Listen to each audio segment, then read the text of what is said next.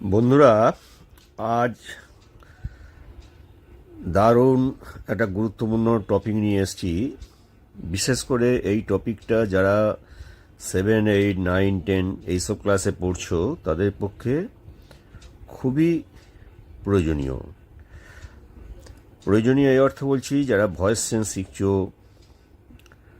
তাদের ক্ষেত্রে এটা খুবই প্রয়োজনীয় লাগবে। এখন খুব সাধারণ জিনিস, আমরা ইতিপূর্বে বিভিন্নভাবে আমি আলোচনা করেছি, তোমরাও অবজেক্ট সম্বন্ধে একটা ওভারঅল ধারণা অর্জন করেছো। তবুও আমি মনে করলাম এই টপিকটা দেওয়ার দরকার আছে তোমাদের ডাউট ক্লিয়ারের জন্যে, যার জন্যই আমি এই টপিকটার অবতারণা করছি। এখন ব্যাপারটা হচ্ছে, আমরা যখন ভয়েস চেঞ্জ করি তখন প্রথমেই আমরা শিখি বা মাস্টারমশাই আমাদের শেখান যে ভার্বের অবজেক্ট আছে তাকে আমরা অ্যাক্টিভ থেকে প্যাসিভে নিয়ে যেতে পারি। অবজেক্টটি আমরা কিভাবে বার করব না, সেন্টেন্সের মধ্যে যেটি ভার্ব আছে তাকে কী বা কাহাকে দিয়ে প্রশ্ন করলে যদি তার উত্তর মেলে সেই উত্তরটি হবে অবজেক্ট, এবং এই ধরনের উত্তর যদি মেলে তবেই আমরা একটা প্রক্রিয়ার মাধ্যমে যেতে পারি ওটাকে প্যাসিভে নিয়ে যাওয়ার জন্য। এখন বন্ধুরা, একটা জিনিস চিন্তা করো, সবসময় কিন্তু কী দিয়ে প্রশ্ন করলে যে উত্তর আসছে সেটা যে অবজেক্ট হবেই এরকম কিন্তু কোনো ব্যাপার নয়। তোমাদেরকে একটা ছোট্ট উদাহরণ দিচ্ছি। যেমন ধরো, হি ইজ এ বয়, সে একজন বালক। আমি যদি এটাকে প্রশ্ন করি সে কি হয়, তাহলে উত্তর আসবে এ বয়। তাহলে হি ইজ এ বয়, তুমি এটাকে কি ভয়েস চেঞ্জ করতে পারবে না, কারণ এ বয়টা হচ্ছে অবজেক্ট নয়। তার মানে এখানে কি দিয়ে প্রশ্ন করেও আমরা উত্তর পাচ্ছি, অথচ ওটা অবজেক্ট নয়। খুবই বিভ্রান্তিমূলক, তাই না বন্ধুরা? ব্যাপারটা হচ্ছে, এটা চেনার কতগুলো সহজ উপায় আছে। এখন আমাদেরকে অবজেক্ট কাকে বলে এবং কমপ্লিমেন্ট কাকে বলে সেটা বুঝতে হবে। এখানে এ বয়টা কমপ্লিমেন্ট হিসেবে ব্যবহার হচ্ছে। এই যে হি যে বয়, সে একজন বালক, সে হয় বলে যদি থেকে যায়, তাহলে এর কোনো, এই সেন্টেন্সটা কমপ্লিট হচ্ছে কি? তাহলে এই সেন্টেন্সটা কমপ্লিট করার জন্য আমাকে আর একটা ওয়ার্ড আনতে হচ্ছে, সেটা হচ্ছে এ বয়। সুতরাং এখানে এ বয়টা হচ্ছে এই সাবজেক্টকে ফলো করছে, যার জন্য সাবজেক্টই কমপ্লিমেন্ট। বা হি ইজ গুড, সে হয় ভালো। বা হি ইজ স্ট্রং, সে হয় বলবান। এইগুলো সবই, গুড, স্ট্রং, এগুলো সবই হচ্ছে সাবজেক্টই কমপ্লিমেন্টের মধ্যে পড়ে। ঠিক আছে? যদিও কি দিয়ে প্রশ্ন করলে উত্তর মিলছে। আর একটা দিক হচ্ছে, দুটো শর্ত তোমাকে মানতে হবে। এক হচ্ছে ওইটা গেল, এই কারণে ওই একই জিনিসকে বলছে, ওই সাবজেক্টের সম্বন্ধেই বলছে, যার জন্য ওটা কমপ্লিমেন্ট হচ্ছে। আর আমাদের ভার্বকে তো বিভিন্নভাবে ভাগ করা যায়। সেই বিভিন্নভাবে যে ভাগ করা যায় তার মধ্যে একটা ভার্ব আছে অ্যাকশন ভার্ব। অ্যাকশন ভার্ব যেটা, সেই ভার্বটাকে যদি কী বা কাকে দিয়ে প্রশ্ন করো তাহলে তার যে উত্তরটা মিলবে সেটা অবজেক্ট হবে। যেমন ধরো, আই ইট রাইস, ইটটা হচ্ছে অ্যাকশন ভার্ব। এখানে ইটটাকে প্রশ্ন করো, কি খাই? ভাত খাই। কিন্তু is, am, R, was, war, কিছু কিছু ক্ষেত্রে হ্যাভ, হ্যাজ, এরা কিন্তু অ্যাকশন ভার্ব নয়। যার জন্যে এদিকে কি দিয়ে প্রশ্ন করলেও যদি উত্তর মেলে তাহলে সেটাকে আমরা অবজেক্ট হিসেবে গণ্য করব না।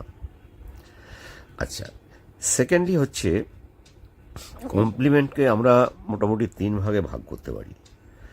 3 ভাগে আমরা কমপ্লিমেন্টকে ভাগ করতে পারি। একটা হচ্ছে সাবজেক্টিভ কমপ্লিমেন্ট, আর একটা হচ্ছে অবজেক্টিভ কমপ্লিমেন্ট, আর একটা হচ্ছে ভার্বাল কমপ্লিমেন্ট। সাবজেক্টিভ কমপ্লিমেন্ট হচ্ছে যেটা সাবজেক্টের অর্থকে পরিপূর্ণতা দিচ্ছে, সাবজেক্টের অর্থটাকে কমপ্লিট করছে, সেটা সাবজেক্টিভ কমপ্লিমেন্ট বলবো, যেটা ইতিপূর্বে আমি বললাম, বা এখানে আমি উদাহরণ দিয়েছি, I am a boy, you are a girl. এগুলো লক্ষ্য করলে দেখা যাবে এরা সাবজেক্টের অর্থটাকে কমপ্লিট করছে, যার জন্য এরা সাবজেক্টিভ কমপ্লিমেন্ট। সাধারণত এই সাবজেক্টিভ কমপ্লিমেন্টগুলো দেখবে লক্ষ্য করে, সেই সেন্টেন্সের মধ্যে যে ভার্বগুলো থাকে বেশি ব্যবহার করা ইজ, অ্যাম, আর, বিকাম, তারপরে সিম, এই ভার্বগুলো বেশি ব্যবহার করা। এই ভার্বগুলোর পর যে ওয়ার্ডটা থাকবে সেইটা কমপ্লিমেন্ট হিসেবে ব্যবহার হয় এবং সেটা সাবজেক্টিভ কমপ্লিমেন্ট হয়। আর ভার্বাল কমপ্লিমেন্ট বা অ্যাডভার্বিয়াল কমপ্লিমেন্টও বলে, সেগুলো হচ্ছে ভার্বটাকে মডিফাই করবে। যেমন ধরো হি রানস ফাস্ট, সে দ্রুত গতিতে দৌড়ায়। এই যে যদি বলি হি রানস, সেই অর্থ সে দৌড়ায়, একটা মনে প্রশ্ন যাচ্ছে যে সে আস্তে দৌড়ায় না জোরে দৌড়ায়, এরকম একটা মনে প্রশ্ন থাকছে। সেই কারণে এটা কমপ্লিট করার জন্য আমি ফার্স্ট কথাটা যোগ করলাম। আর সাধারণত ভার্বাল কমপ্লিমেন্টটা অ্যাডভার্ব হিসেবে বেশি ব্যবহার হয়। তাহলে এখানে ফার্স্ট হচ্ছে অ্যাডভার্ব, এখানে ভার্বের অর্থটাকে সীমাবদ্ধ করছে, সেই কারণে এটাকে ভার্বাল কমপ্লিমেন্টও বলা হয়। আর একটা কমপ্লিমেন্ট আছে অবজেক্টিভ কমপ্লিমেন্ট। অবজেক্টিভ কমপ্লিমেন্টটা যেমন আমি উদাহরণ দিচ্ছি, ধরো I give him a pen, আমি তাকে একটি কলম দিই। আমি দিই, গিভটা এখানে অ্যাকশন ভার্ব। গিভ কি দিই? একটি কলম। কাকে দিই? তাহাকে। এখানে দুটো অবজেক্ট আছে, কি এবং কাহাকে দুটো প্রশ্ন করলে দুটোরই উত্তর মিলছে, যার জন্য এখানে দুটোই অবজেক্ট হচ্ছে। তাদের মধ্যে একটা ডাইরেক্ট অবজেক্ট, একটা indirect object.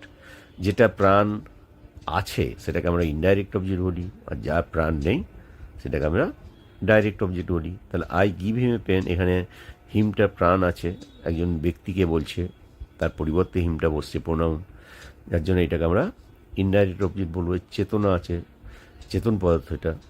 R A book, I give him এ বুক, এ বুক, এটাও অবজেক্ট, কিন্তু এটা প্রাণ নেই, অচেতন পদার্থ, যার জন্য এটাকে আমরা ডাইরেক্ট অবজেক্ট বলবো। এটা একটা গেল। আর একটা বিষয় লক্ষ্য করো, হিম আর এ বুক সম্পূর্ণ ভিন্ন ধরনের অর্থ বহন করছে। হিম মানে তাহাকে, আবার এ বুক মানে একটি বই, দুটোর মধ্যে কোনো মিল নেই। কিন্তু অন্য ক্ষেত্রে দেখো ঠিক অবজেক্টের মতনই মনে হবে, কিন্তু দুটোর মধ্যে প্রচুর মিল আছে। যেমন যদি বলি I make him our king, বা we make him our secretary. এই ক্ষেত্রে কী হচ্ছে দেখো, আমরা তাকে আমাদের সেক্রেটারি বানাই, বা আমরা তাকে রাজা বানাই। তাহলে আমি যদি বলি we make him our king, তাহলে মেকটাকে যদি প্রশ্ন করা যায়, হ্যাঁ, আমরা কাকে বানাই? হিম তাকে। কি বানাই? রাজা।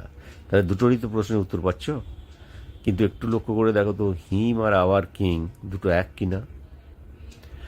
We make him our king, আমরা তাকে আমাদের রাজা বানাই।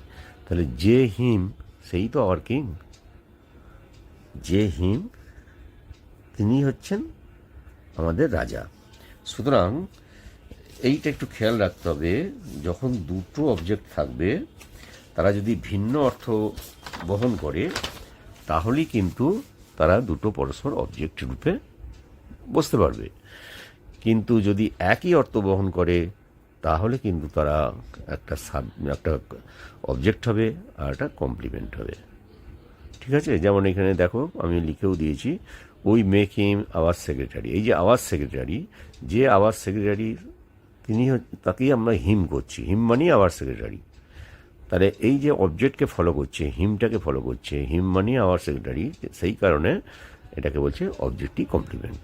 ঠিক একই, they elect him our chairman, এই হিমটাও যা আওয়ার চেয়ারম্যানও তাই, এর জন্য এটাও অবজেক্টিভ কমপ্লিমেন্ট।